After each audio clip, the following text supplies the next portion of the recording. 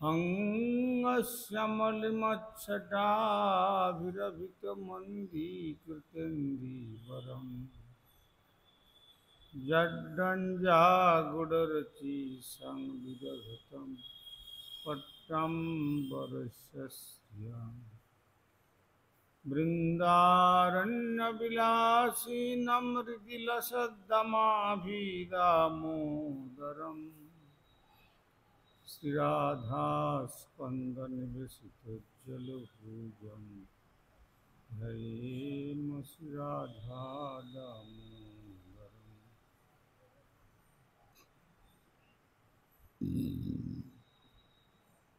ॐ नमो भगवते वासुदेवाय। श्रुतिछन्दोगक्ष वदति परमं ब्रह्मपूरकं श्रुतिर्वैकुण्ठं वदति किल यदि विष्णुसदनं श्रितद्वीपञ्चन्यविरलरसिकोऽयं व्रजवनं श्रीनवद्वीपं वन्दे परमसुखदं तं श्रीमायापुरं वन्दे परमसुखदं तं देवी सुरेश्वरी भगवती गंगे त्रिभुवनतारिणी तरलतरङ्गी शङ्करमौलिनिवासिनि विमले मम मतिरस्तं तव पदकमले भक्त्या विनयपराधलक्ष्यै क्षिप्तस्य कामादितरङ्गमध्ये कृपामयी त्वां शरणं प्रपन्ना वृन्दे नमस्ते श्रीचरणारविन्द। श्रीकृष्ण चैतन्य प्रभु नित्यानंद श्री अद्वैत गदाधर शिवासादि गौरभक्तवृन्द। हरे कृष्ण कृष्ण कृष्ण हरे हरे, हरे राम राम राम।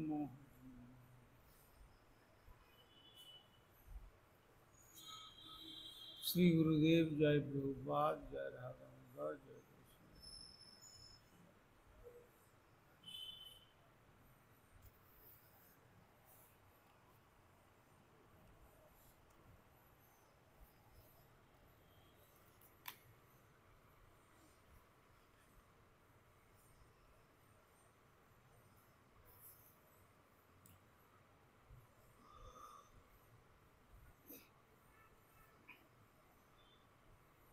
আমরা বিগত কল্য আস্বাদন করেছিলাম শ্রীমদ্ ভাগবতম দশম স্কন্ধের চতুর্বিংশ অধ্যায়ের পঞ্চদশ সংখ্যক শ্লোকে আমরা আস্বাদন করেছিলাম শ্রী ভগবান ব্রজেন্দ্র নন্দন শ্রীকৃষ্ণ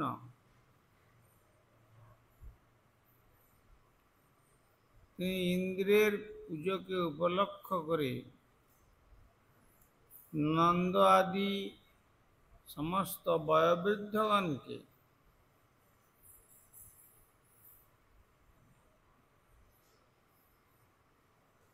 যে ইন্দ্রের পূজার যে অপ্রয়োজনীয়তা সেই কথা তিনি বিশেষ রূপে কীর্তন করে চলেছেন।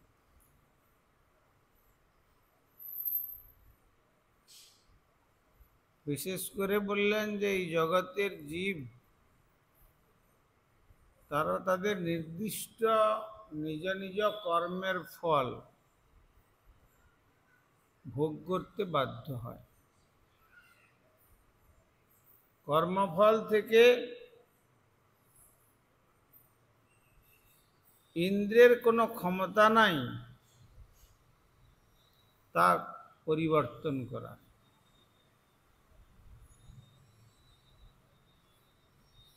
তো কর্মফল যদি পরিবর্তন করার কোনো ক্ষমতা না থাকে, তাহলে মানুষ কেন তাকে পুজো করবে?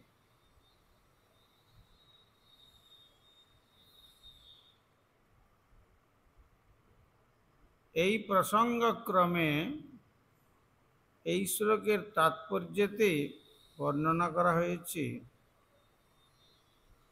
যদি আমরা বিগত জীবনে আমি ধার্মিক হয়ে থাকি,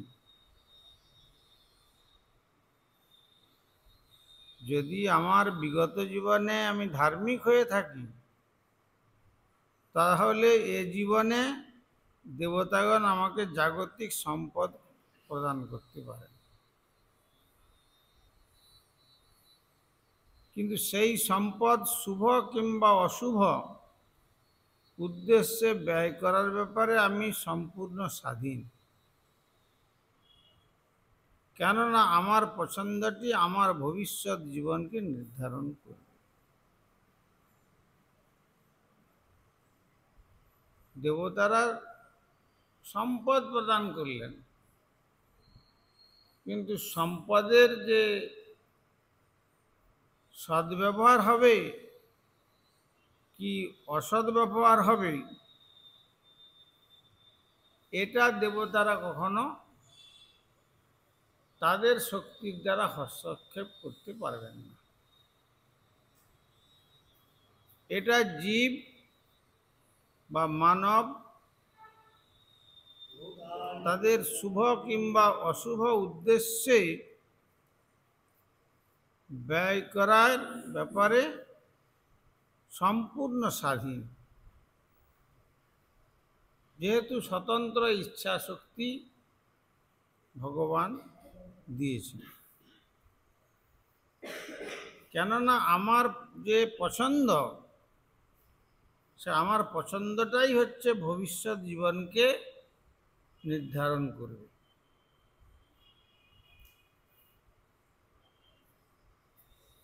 এ জীবনের ভালো বস্তু পেয়ে বা অর্থাদি পেয়ে কেউ অর্থ ভগবানের সেবায় লাগাচ্ছেন, কেউ বা অর্থ সংসারেতে ব্যয় করছেন, আবার কেউ বা অর্থ তাদের কলঙ্কিত জীবনে প্রয়োগ করছেন। এই জন্য বলেছেন শঙ্করাচার্য যে অর্থ অনর্থং ভাবয় নিত্যম নাস্তি তত সুখ লেশ সত্যম পুত্রাদ অপি ধনভাজা ভীতি সর্বত্রৈষা কথিতা নীতি। অর্থ পেলেই যে মানুষের মঙ্গল হবে এ কথা বলা যাবে না। কথায় বলে না, money is the root of all evils. অর্থ হচ্ছে বেশিরভাগই অনর্থ সৃষ্টি করে। সেই রকম দেবতাদের পূজা করলে বা ধার্মিক হয়ে দেবতাদের প্রসন্নতা সম্পাদন করতে পারলে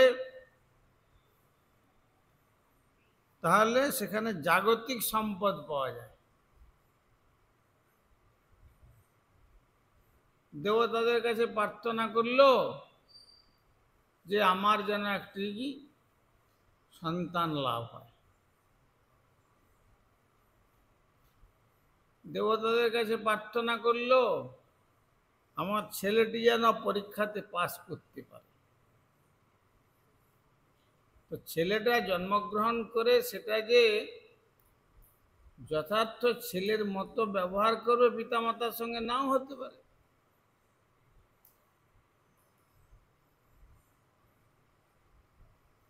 আর ছেলেটা যদি লাভবান হতে পারে, অর্থ যে সে তার পিতামাতার প্রতি ব্যবহার করবে এমন নাও হতে পারে, আবার অপব্যবহারও করতে পারে। ওই বোতলের দোকানে গিয়ে বসে বসে লাইন দিয়ে কিনে সেখানে নষ্ট করতে পারে, বা বারনারীতে আসক্ত হয়ে নষ্ট করতে পারে।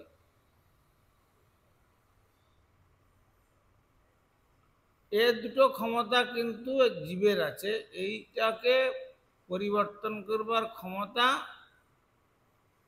বলছেন যে দেবতাদের নেই।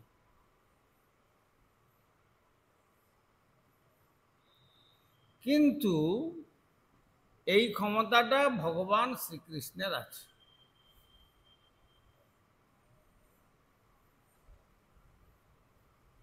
যেমন আমরা দেখতে পাই অজামিল এত পাপাচরণ করল,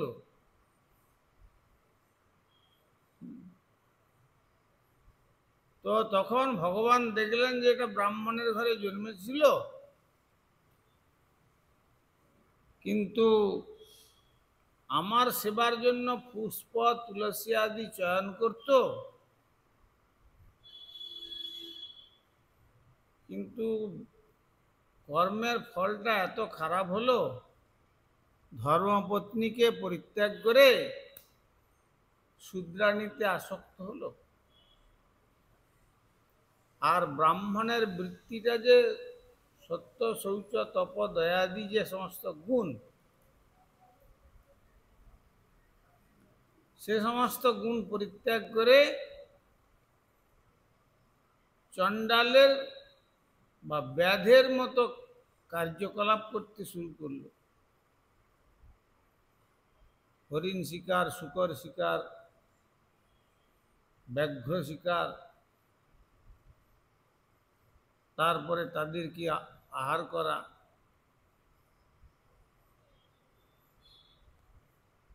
সুতরাং এই যে আমার সেবা করলো, একে একটু উদ্ধার করতে হবে। আমার কাজ করেও তারপরে এইরকম তার স্বতন্ত্রতার অপব্যবহার করলো, সেই জন্য কি করলেন তিনি তখন অকস্মাৎ ঋষির লোমসের অঙ্গেতে খুব জ্বালা সৃষ্টি করে দিলেন।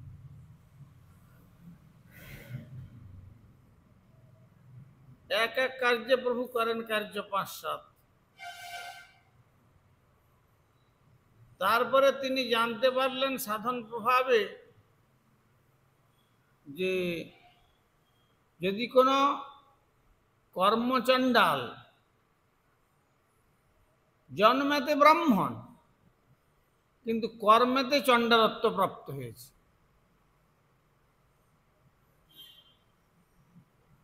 কোন কর্মচণ্ডালের গৃহের যদি একটা অন্ন ভোজন করতে পারেন, তাহলে আপনার এই অঙ্গের তাপ মুহূর্তের মধ্যে নিরাময় হয়ে শীতলতা প্রাপ্ত হবে। দেখুন কোথায় আছেন অজমিল, আর কোথায় রয়েছেন ভগবান, আর কোথায় রয়েছেন ঋষি লোমস, আর কোথায় তার প্রথম জীবনে ভগবানের সেবাতে অজ্ঞানে হোক জ্ঞানে হোক পিতার আদেশে পুষ্প তুলসী চয়ন করে সে তার বাবার কাছে যোগীত ভগবান শ্রীকৃষ্ণের সেবার জন্য। তাহলে দায়িত্বটা কতখানি নিচ্ছেন তিনি আমাদের? বাস, ঋষি লোমস খুঁজছেন যে তাহলে কর্মচণ্ডাল কোথায় আছে। হ্যাঁ, কর্মের দ্বারা চণ্ডালত্ব প্রাপ্ত, চণ্ডাল কুলে জন্ম নয়, কর্মের দ্বারা চণ্ডালত্ব প্রাপ্ত হয়েছে। তখন খুঁজতে খুঁজতে খুঁজতে খুঁজতে ঋষি পেলেন কোথায়? কান্যকুব্জ দেশে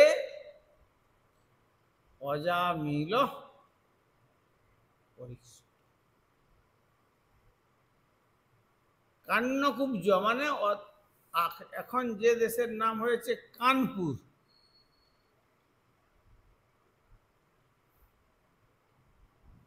বা কোথাও কোথাও কনৌজকে বলা হয়েছে কান্যকুব্জ। তো সেই দেশে দাসীপতি অজামিল, সেখানে ব্রাহ্মণীর প্রতি বলা হলো না, কিন্তু দাসীপতি অজামিল তিনি কর্মচণ্ডাল। তার বাড়িতে গেলেন, তার সেই দাসী দেখে বলছে, কি সাধু বাবা, কি রাস্তা ভুল করে চলে এসছো? হ্যাঁ, তুমি জানো কোন রাস্তায় এসছো আজ? কি হয়েছে?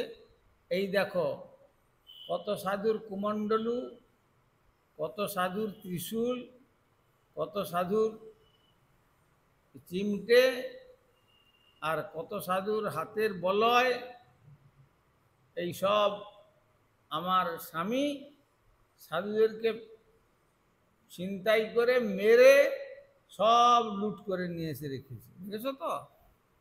আর এ পাশে দেখো, কত বাঘের চামড়া, কত ছাগলের চামড়া, কত শুয়োরের চামড়া, কত হরিণের চামড়া, এই সব কার্যকলাপ। আর যদি জীবনে বেঁচে থাকতে যাও তো শীঘ্রই পালিয়ে যাও এখান থেকে।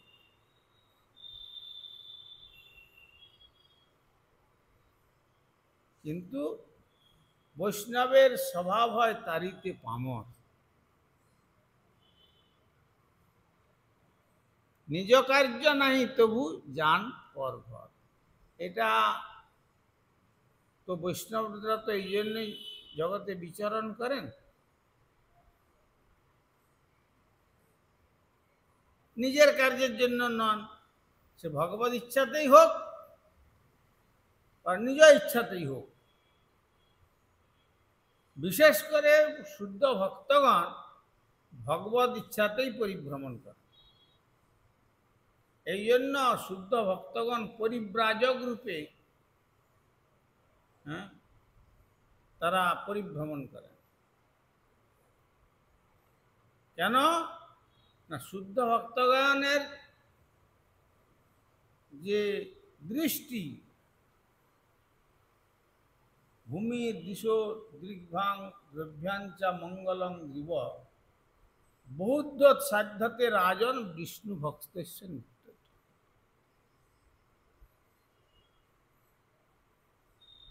তাদের দৃষ্টি যেদিকে যাবে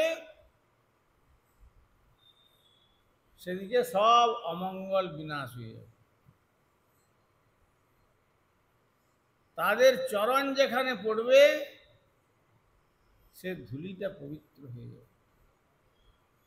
ভূমির দিশ দিগ্ভাং, যেদিকে তাকাবে সেই দিকটাও পর্যন্ত পবিত্র হয়ে যাবে। যখন ভগবত ভাবানন্দে দুহাত তুলে ভগবানের নাম কীর্তন করবে, ঊর্ধ্বের অমঙ্গল নষ্ট হবে।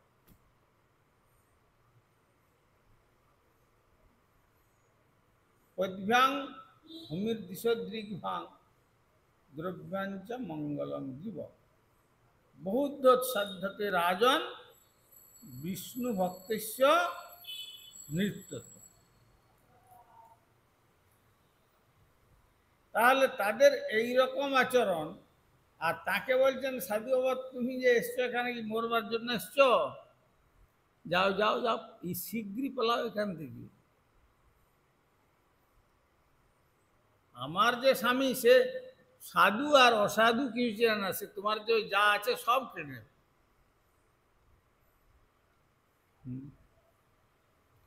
তখন লোমশ বললেন, দেখো মা, আমি একটা তোমার এখানে একটা আমার কাজের জন্য এসেছি। কি কাজ? না, তোমার হাঁড়ির একটা অন্ন আমাকে দাও। তোমার বলছে, সাধু বাবা, আমি কি করে দেব আমার হাঁড়ির অন্ন? আমরা, আমার ছেলেরা, আমার স্বামী স্ত্রী মিলে যা রান্না আমরা করি, খাওয়ার পরে যেটা বেশি হয় সেটা যখন পাশে ফেলে দিই, কুকুর শিকারের কথা, একটা পিপিলিকাও পর্যন্ত খায় না। আমরা এত পাপী।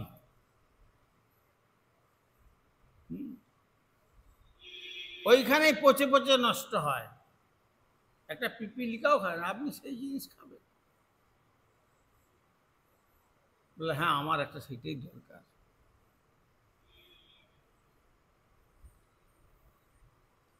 তো তখন একটা অন্ন দিলেন।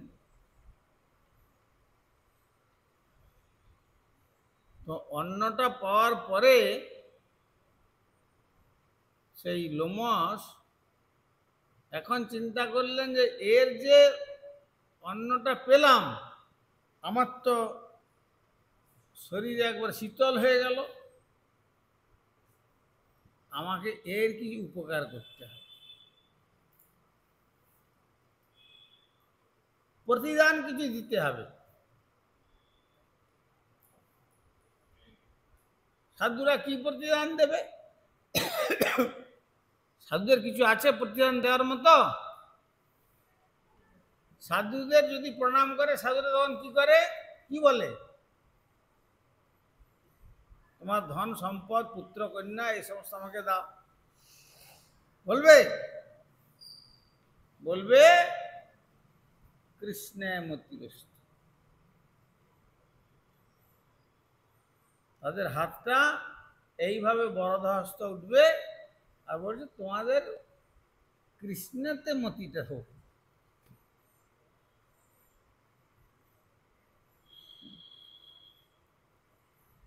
তো তিনি চিন্তা করলেন যে আমি কি দেব, এ তো আমার উপকার করলো, কিন্তু এটা ভগবত প্রেরিত।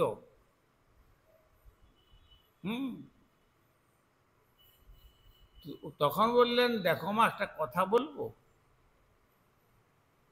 গালজ্ঞ মহাত্মা, এক এক চন্দ্রপাত হলে একটা একটা লোম শরীর থেকে নষ্ট হয়।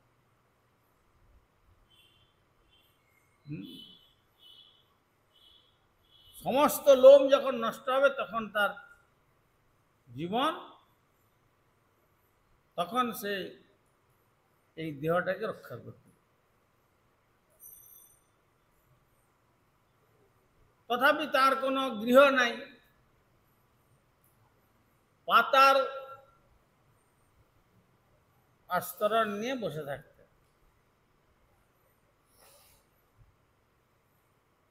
অন্যান্য ঋষিরা বলতেন যে, সাধু বাবা, আপনি একটা ঘরটার কিছু বানান, কুটিয়া কিছু বানিয়ে রাখুন, যে আমার আর কদিন বার থাকবো জগতে, এর জন্য আবার কুটিয়া বানবো। তাহলে চিন্তা করা যায় কিরকম সাধু। তিনি বললেন, আমার তো উপকার হলো, এর প্রতিদান কি দেব? তখন ত্রিকালজ্ঞ মহাত্মা তিনি ধ্যানস্থ হয়ে জানলেন যে তার গর্ভে একটি সন্তান আছে, যেটি হচ্ছে দশম সন্তান হবে। তার আগে 9টি সন্তান হয়েছে। তো তখন ঋষি বলছেন অত্যন্ত বিনয় করে যে, মা, একটা কথা বলবো, কথা রাখবে আমার? না, তাড়াতাড়ি বলুন, বিলম্ব হচ্ছে কিন্তু। যদি আমার স্বামী চলে আসে তাহলে আপনাকে প্রয়োজনে মেরেও সব আপনাকে ছিনিয়ে নেবে। তো কি কথা না, আমি দেখতে পাচ্ছি তোমার গর্ভে একটি পুত্র সন্তান আছে।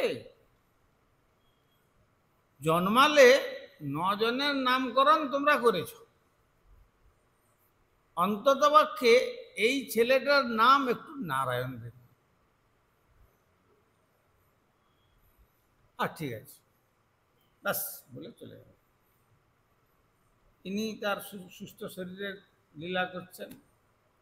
স্বামী চণ্ডাল বৃত্তি থেকে ঘরে আসলো, আর কতগুলো হরিণের চামড়া, কতগুলো শুকরের চামড়া, আর শুকরের চামড়ার থলির মধ্যে কতগুলো মাংস, কতগুলো কাঠবিড়ালি মেরেছে, কতগুলো ইঁদুর মেরেছে, কতগুলো শুকর মেরেছে, তাদের চামড়া আর মাংস ঝোলা, এই সমস্ত নিয়ে ঘর ঢুকলো।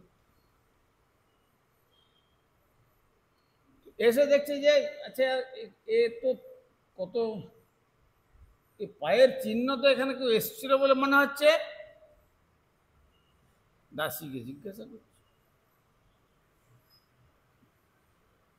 তখন হ্যাঁ একজন সাধু এসেছিলেন। তো সাধু এখানে এসেছিল? আমার বাড়িতে তো সাধুর আসার কথা নয়। যাচ্ছে সে সাধু কোথায়? সে চলে গেছে। কি বলে গেল? কি জন্য এসেছিল? সব কথা বলল। বলছে আমার গর্ভেতে একটা সন্তান আছে, পুত্র সন্তান। বললো যে তুমি জন্মালে ছেলেটার নাম নারায়ণ রেখো, এই কথা বলে গেছে। আচ্ছা ঠিক আছে, ঠিক আছে, সাধুর দেওয়া নামকরণ তো ঠিক আছে, তাহলে নামকরণ সংস্কারটা আজ থেকেই হয়ে গেল, আমাদের নাম চিন্তা করতে হবে না। আজকালকার যেমন কি হয়, ছেলে মেয়েরা জন্মগ্রহণ করলে সিনেমার যে সমস্ত নাম, আর কত যে মানে বিকট বিকট নাম রাখে, সে শোনার মতো নয়। একদিন আমরা ট্রেনে যাচ্ছি, তার মা তার মেয়েটা ডাকছে, ও বান্টি শোন এদিকে আয়। এইটা হাওড়া স্টেশনে।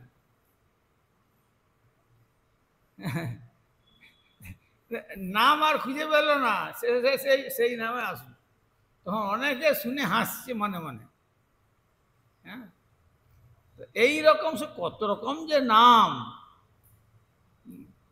মানুষ আজকাল রেখেছে ছেলেদের, সে আর বলার কথা না। কিন্তু আগে কি থাকতো? আগে ভগবানের দাস্যসূচক নাম রাখতেন পিতামাতা, নিজেরা রাখতেন না।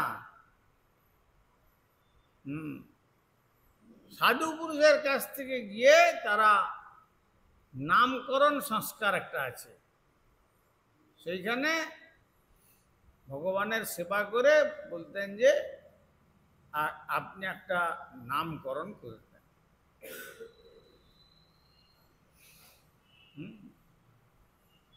সেই রকম কার নাম হয়তো হরিদাস, কারো নাম হয়তো কৃষ্ণদাস, কারো নাম হয়তো রামদাস, কারো নাম হয়তো বা লক্ষ্মীপতি, এইরকম মানে যেভাবে হোক যেন সাংকেতিক নামাভাসটা হয়ে যায়। ফলটা কি হলো? ছেলে জন্মালো, নারায়ণ নাম রাখলো, আর বাবা মা উঠতে বসতে নারায়ণকে বড় আদর করতো। ছোট ছেলের প্রতি বেশি আদর হয়, হয় প্রথম ছেলের প্রতি আদর হবে, আর তা না হলে সব থেকে ছোট যদি থেকে থাকে তার প্রতি বেশি আদর হবে। কিন্তু বড় ছেলের যখন বড় হয়ে যাবে তখন তার দিকে বেশি আদর থাকে না, ছোট ছেলের প্রতি আদর হয়। তখন ওই ছোট ছেলেকে সবসময় বাবা মা খুব আদর করে, নারায়ণ এদিকে এসো, নারায়ণ এই কার্য করো, নারায়ণ যাও জ্বালন তুলে নিয়ে এসো ইত্যাদি সব সময়ের জন্য যেভাবে হোক পিতামাতার মুখে নারায়ণ নাম আসছে, কিন্তু ভগবানকে ডাকছে না, পুত্রকে ডাকছে, কিন্তু ভগবানের নামটা স্মরণ। সংকেতং পরিহাস্যং বা স্তবং হেলনমে বাবা।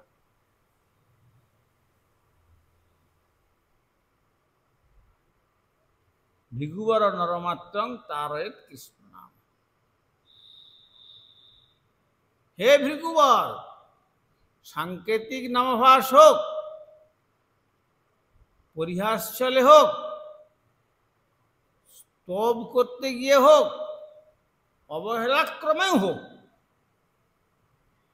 যদি কেউ ভগবানের নাম করে, এই বলেন সাধুরাই আছে, দেখো দেখো দেখো, দিনের বেলা হরি হরি, রাত্রিবেলা করে চুরি, এই যে নানা রকম বিদ্রুপ সূচক কথা, ওই যে দিনের বেলা হরি হরি কথাটা যে বললো, এটা কিন্তু সাংকেতিক নামাভাস হয়ে গেল।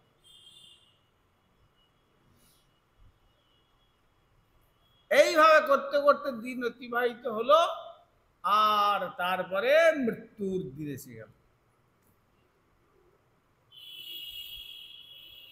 মৃত্যুর জন্য যমদূতগণ যে কার্য করেছে, যমলোক ছাড়া তার গতি নাই।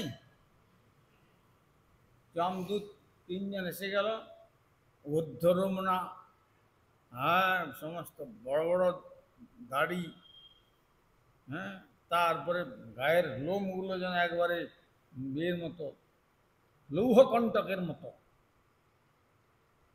দন্ত বক্রা, বড় বড় বাঁকা বাঁকা দাঁত, পাশ হস্তা, লৌহের পাশ, গড়ি, লোহার পাশ থাকেন না গড়ি। আর এই বিকট রূপ দেখে আর অজামিল যে ওই শয্যায় শুয়েছিল, এইরকম বিকট রূপ তো কখনো দেখে নাই। সে বিকট রূপ দেখিয়ে লোককে, জন্তু জানোয়ারকে মেরেছে, কিন্তু হলোটা কি, সে তখন সেই ছেলেটার কথা মনে হলো, আরে নারায়ণ আমাকে রক্ষা করো, নারায়ণ আমাকে রক্ষা করো, নারায়ণ আমাকে রক্ষা করো, এর এই কথা বলছে, আর এদিকে প্রস্রাব পায়খানা করে বসে হয়ে বিছানা।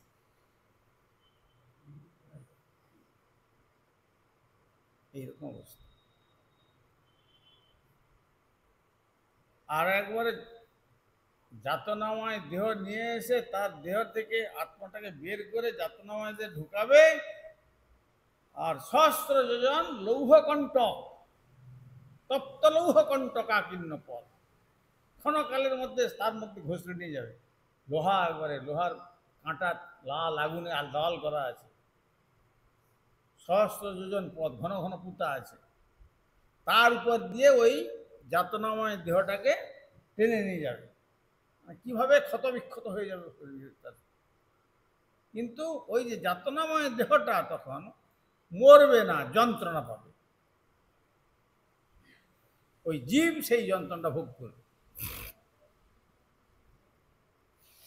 যেই নারায়ণের এই বলছি নারায়ণ আমায় রক্ষা করো, বা সঙ্গে সঙ্গে 4 জন ভগবান নারায়ণের দুধ এসে গেল।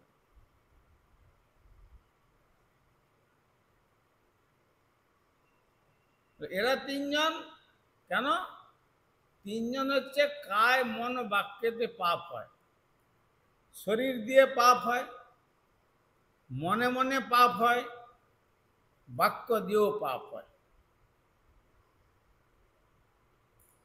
শরীর দিয়ে কেউ খারাপ কাজ করলো, পাপ হলো,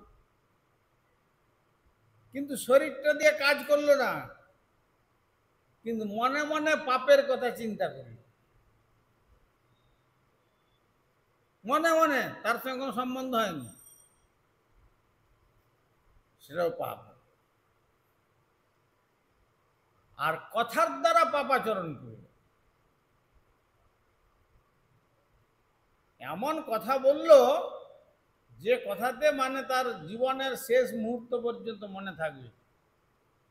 লোকে বলে না বাক্য বাণ, এমনি বাণের আঘাতে যখন শরীর ক্ষতবিক্ষত হয়, সেটা সুস্থ করা যায়, তাকে প্রলেপ দিয়ে চিকিৎসা করে সুস্থ করা যায়। কিন্তু বাক্যরূপী বাণ, সেই রকম যদি কেউ কথা বলে, মৃত্যুর শেষ পর্যন্ত সে বাণের ক্ষত আর কখনো নিরাময় হয় না। এই জন্য 3 জন যমদূত এসেছিল, তুমি কায় মনোবাক্যে যা পাপ করেছ, চলো এবারে তার মজাটা দেখাবো না। আর ওই যে নারায়ণ, হ্যাঁ, জীব সমূহের আশ্রয়, নার শব্দে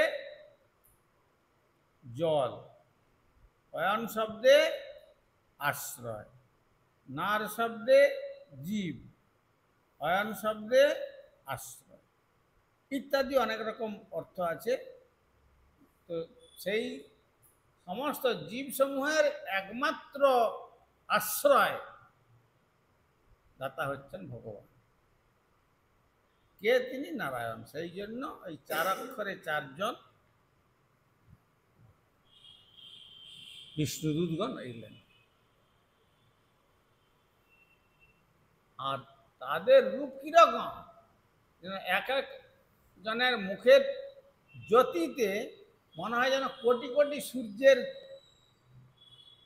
জ্যোতি উদ্ভাসিত হচ্ছে। এরা তাকাতে পারছেন যমদূতগণ। আর 4 জন যখন এসে গেলেন তখন, এই তোমরা কারা? এইভাবে অন্যায় আচরণ করছো? তখন তারা বলছে, আমাদের পরিচয় পরে দেব, আপনারা কারা বলুন। আমরা আমাদের পরিচয় কি বলবো? আমাদের পরিচয় এই অনন্ত বিশ্ব ব্রহ্মাণ্ডের দণ্ডমুণ্ডের শাসনকর্তার মূল মালিক যিনি ধর্মরাজ, তাঁর চর আমরা।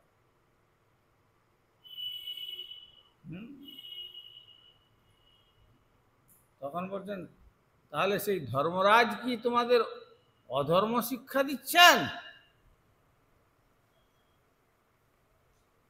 একে তোমরা কি জন্য এইভাবে বাঁধবার চেষ্টা করছো? না, এ তো মহাপাপী। ব্রাহ্মণের কুলে জন্মগ্রহণ করেছিল, ব্রাহ্মণ কন্যার পানি গ্রহণ করেছিল, তারপরে সেই কন্যাকে ধর্মপত্নীকে পরিত্যাগ করলো, শূদ্রাণীতে আসক্ত হলো, তারপরে শূদ্রাণীকে অবলম্বন করে 10টা সন্তান জন্মদান করলো, তারপরে চণ্ডাল বৃত্তি অর্জন করলো, গায়ত্রী মন্ত্রাদি জপ সমস্ত বন্ধ করে দিল, শুদ্ধ আহার এই সমস্ত বন্ধ করে দিল, কত সাধু সন্ত জন্তু জানোয়ারকে নিধন করলো। এর পাপের সীমা নাই। চিত্রগুপ্তের খাতায় আর এর যে চ্যাপ্টারটা ছিল, সে চ্যাপ্টারটা সব ভরে গিয়ে আরো যেন আরো কিছু কিছু আলাদা পেপার নিয়ে এর পাপগুলো সব লেখা আছে। এক একজনের ইন্ডেক্সের থাকে তো বিষয় ব্যাপারটা নোটে। তো সুতরাং এর নামে যে হয়েছে, সে আর তার সে কাগজ সব শেষ। চিত্রগুপ্ত আমাদের গুপ্ত চরিত্রের ভাব সেখানে সব ব্যক্ত করা আছে। আমি মনে মনে পাপাচরণ করলাম, তাহলে কেউ জানতে পারবে না। বলছেন যে আত্মারূপে ভগবান চিত্তের মধ্যে হৃদয়ে অর্জুন তিষ্ঠতি। আমি হৃদয়ে থেকে সব জানতে পারি সব সময়। তুমি ঘুমিয়ে গিয়ে তোমার কাছে কাল সর্প আসলে তুমি জানতে পারবে না, ধ্বংসগ্রস্ত হয়ে যাবে। তুমি জানতে পারবে না, কিন্তু আমি জানতে পারবো আত্মারূপে। কেন? যখন থেকে তোমার মায়ের গর্ভে শুক্রাণুরূপে জন্মদান হয়েছে, সেই সময় থেকে আমি তোমার সঙ্গে আছি। আর এই দেহটা যখন শেষ হবে ততক্ষণ পর্যন্ত সঙ্গে থাকবো। আর দেহটা ছেড়ে যখন তুমি যাবে, তখনও পর্যন্ত আকাশ মার্গে বায়ুভূত নিরাশ্রয় অবস্থায় তোমাকে আমি নিয়ে থাকবো 1 বৎসর পর। তারপরে আবার জন্মান্তরে আবার তোমার সঙ্গে আসবো। সুতরাং সব জানতে পারছি। তো সেই জন্য তিনি বললেন, তাদের সঙ্গে কক্ষ হলো, অধর্মের বিচার হলো। ধৃতি, ক্ষমা, দম, শৌচ, স্তপ, ইন্দ্রিয় নিগ্রহ, ধীর, বিদ্যা, সত্যম, ক্রোধ, দশকম ধর্ম লক্ষণ। ধর্মের কট লক্ষণ? 10টা। এই সমস্ত লক্ষণ কি এখন ধর্মরাজ ভুলে গেছেন?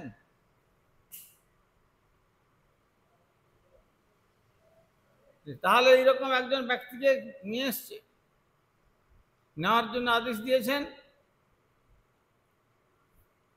যাও গিয়ে তোমাদের রাজাকে বলো আমরা বলেছি এরকম বলি। আর তাদের কাছে টিকে উঠতে পারলেন না। তখন গিয়ে তারা ফিরে গেলেন। আর ফিরে যাওয়ার পরে ধর্মরাজকে বললেন যে আচ্ছা, আমরা এতদিন পর্যন্ত জানতাম ওই অনন্ত বিশ্বব্রহ্মাণ্ডের শাসনকর্তার দণ্ডমুণ্ডের মালিক একমাত্র আপনি। আমাদের গর্ব ছিল যে আপনার উপর, আপনার সেবক আমরা। কিন্তু আজ আমাদের গর্বটা চূর্ণ হয়ে গেছে। আজ দেখলাম আপনার উপরে কি কেউ আছেন? কেন, কি হয়েছে? না এইরকম ঘটনা সব বলল। যখন ঘটনা বললাম তখন ধর্মরাজ বললেন, সর্বনাশ করেছ। আরে তারা যারা এসেছিলেন তারা আমার প্রভুর সেবক, আমি যার নিত্য আরাধনা করি, যিনি আমাকে এই পোস্টে নিয়োগ করেছেন, হ্যাঁ, তার সেবকদের সঙ্গে তোমরা তর্ক বিতর্ক করেছ।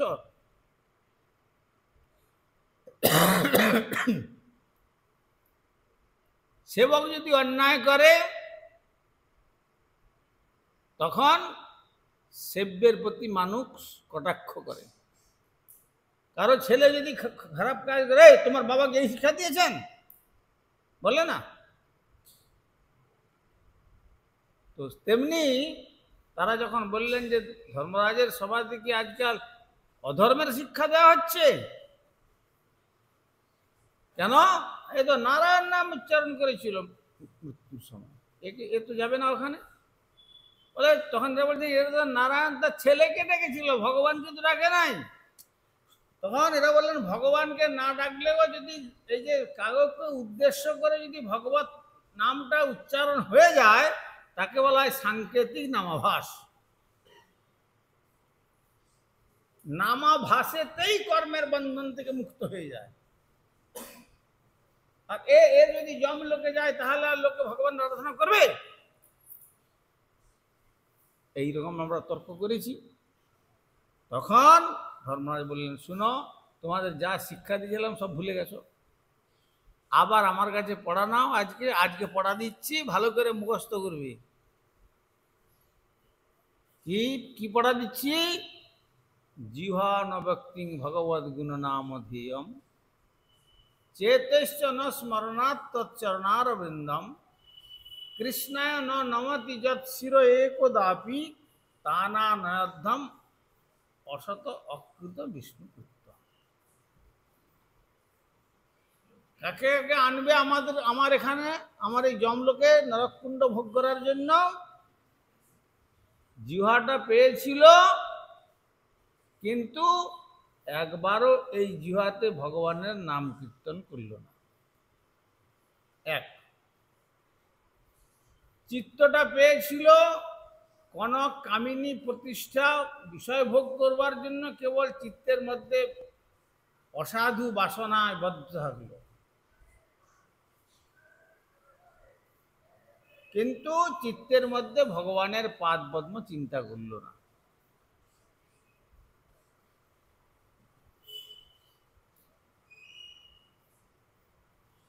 জিহ্বা ন ব্যক্তিং ভগবদ গুণনাম ধ্যেয়ম, চেতশ্চ ন স্মরণাৎ তচ্চরণার বৃন্দম। ভগবানের চরণ চিন্তা করল না চিত্ততে। মাথাটা পেয়েছিল, ভগবানের মন্দিরে এসে ভগবানকে দর্শন করে গাছের মতো দাঁড়িয়ে থাকলো। অনেক লোকে আসে না, এসে ভগবানকে যেন লোকে কলা দেখি, কাঁচ কলা দেখিয়ে দেয়। ভগবান বললেন, তুমি যেমন আমাকে দেখাচ্ছ কলা, তেমনি তোমাকে আমি দিব কলার ফলা, কখন মৃত্যুর সময়তে হবে। কৃষ্ণায় নমতি যাচ্ছিল একদাপি, মাথাটা পেয়েছিল কিন্তু গাছগুলো যেমন দাঁড়িয়ে থাকে তেমনি দাঁড়িয়ে থাকলো, কিন্তু মাথাটাকে ভগবানের উদ্দেশ্যে একবারও উন্নত হয়ে দণ্ডবত প্রণাম করলো। কৃষ্ণায় নমতি যাচ্ছিল একদাপি তা না নয়দ্যম অসতকৃত বিষ্ণু। সেই অসৎগুলোকে আমার এখানে নিয়ে আসবে।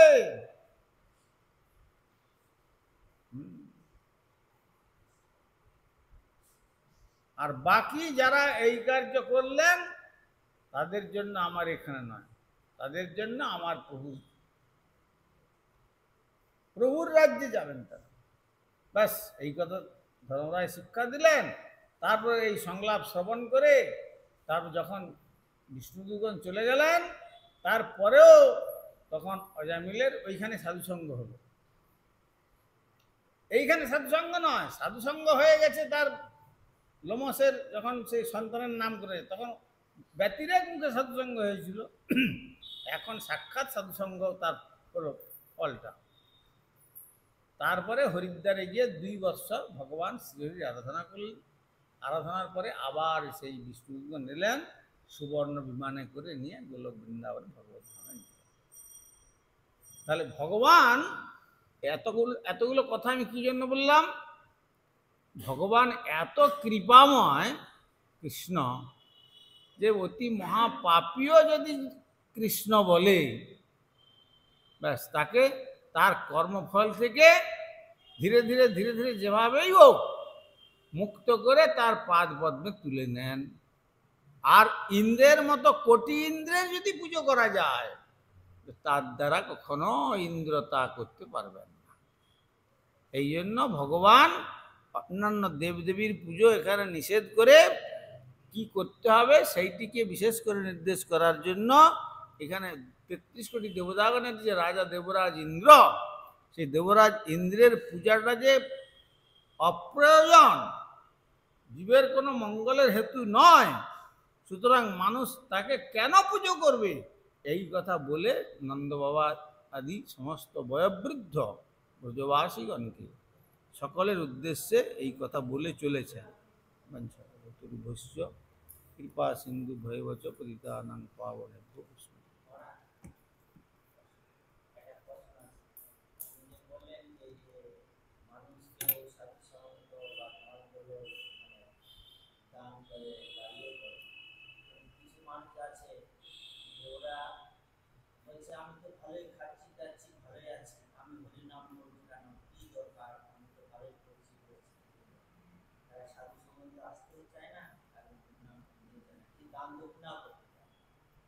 এটা হচ্ছে তাদের কর্মের ফল। তার অশুভ কর্ম তৈরি হচ্ছে, ফলে তার নরকে যাওয়ার রাস্তা তৈরি হচ্ছে। আর যদি ভগবানের ইচ্ছাতে কোনো সৌভাগ্যবান জীবের সাধুসঙ্গ অন্যায় ব্যতিরেক মুখে যদি কোনো রকম হয়ে যায়, তাহলে তার ফল অব্যর্থ। যেভাবেই হোক সে ফল ঘুরে ঠিক মুক্তির দিকে নিয়ে যাবে, বন্ধনের রাজ্যে তাকে রাখবে না। যেমন কোথায় অজামিল,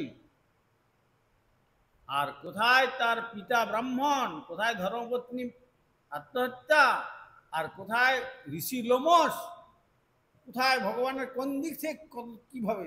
আবার সেই ঋষি লোমসের কোনোদিনই কোনো ত্রিকালজ্ঞ, রোগমুক্ত, কিন্তু হঠাৎ অঙ্গে জ্বালা সৃষ্টি করে দিলেন। তারপরে তার অন্ন ধ্যানেতে জানলেন যে একটা অন্ন খেতে হবে, তাহলে জ্বালা যাবে। তো তখন অন্ন পেলেন, উল্টো উপকার কি করব, তার কিছু উপকার করে যেতে হবে। ভগবান তার উপকার করে দিলেন কি, তার ভক্তকে দিয়ে নারায়ণ নামটা রেখে ছেলেটা জন্মালো। ব্যাস এইটুকু শুনে দিয়ে চলে গেলেন। এটা ভগবানের কত কৃপা। তো তার কৃপার সার্কেলটা কিভাবে আসছে, চিন্তার অতীত। এই জন্য ভগবান করুণাময়। এই জন্য বলছেন এত দয়া যার, সুখদেব গোস্বামীপাদ পরীক্ষিত মহারাজ বললেন কং বা দয়ালু শরণং ব্রজেম। এই বৃন্দাবনে এইরকম দয়ালু ভগবান ছাড়া কার উপাসনা করবে মানুষ? কেন উপাসনা করবে?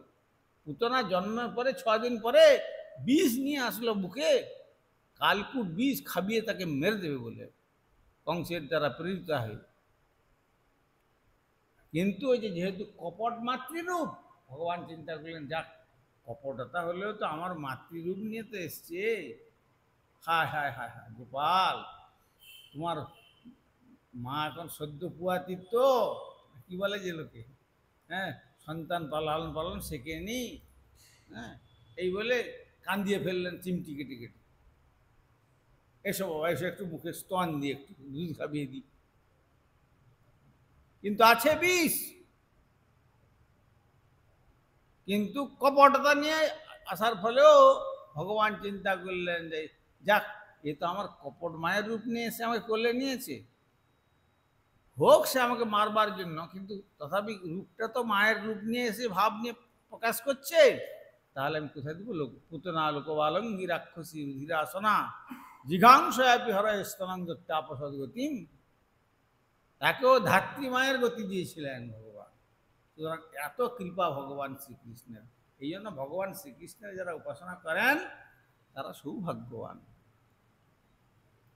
আর যারা ওই দেবদেবীর ওই যে ছড়া ঘোরাতে ঘোরাতে আনন্দ করতে করতে ছাগল পশু জন্তুরা কাটে, ওরা বুঝতে পারে না ওদেরকেও ওরা কাটবে পরের জন্মে, ওদের ওইভাবেই ওদের কাটবে সব।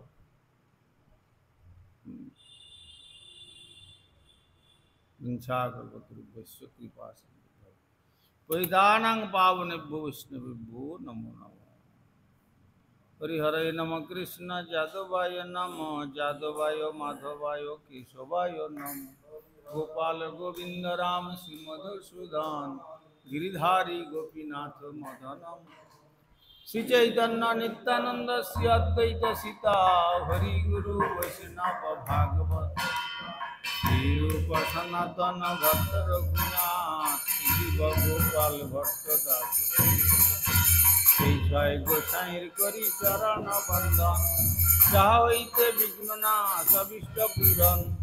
এই ছয় গোসাই যার তার দাস পরে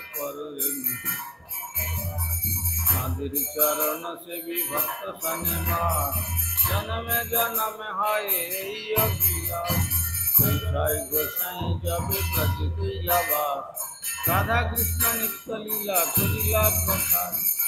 আনন্দের বল হরি ভজ বৃন্দাবন, গুরু বৈষ্ণব পদে মজাইয়া গুরু বৈষ্ণব পাদ পদ্ম করিয়া। নাম সংকীর্তন কহে নরোত্তম দাস। হরে কৃষ্ণ কৃষ্ণ কৃষ্ণ হরে হরে রাম রাম রাম হরে হরে।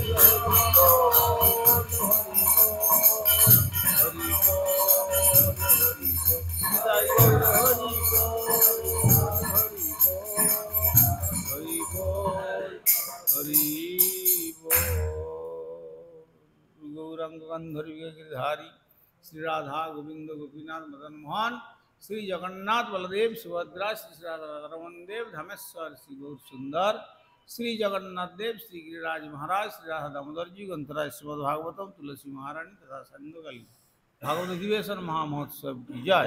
परमाराध्य श्री गुरुपाद श्रीपाद श्रीमद भक्ति संतोष ठाकुर की जय। जगत गुरु श्रील प्रभुपाद भक्ति सिद्धांत सरस्वती गोस्वामी ठाकुर की जय। कपार सचिनंदन श्री गौर सुंदर की जय। कपार श्रील प्रभुपाद की जय। कृपान गुरुवर्ग की जय। ग्रंथराज श्रीमद् भागवतम की जय। हरिवासर प्रतिवरा की जय। जय व्रतपालनकारी भक्तवृंद की जय। श्रोता भक्तवृंद की जय। श्री श्रेणिताई गौर प्रमाण।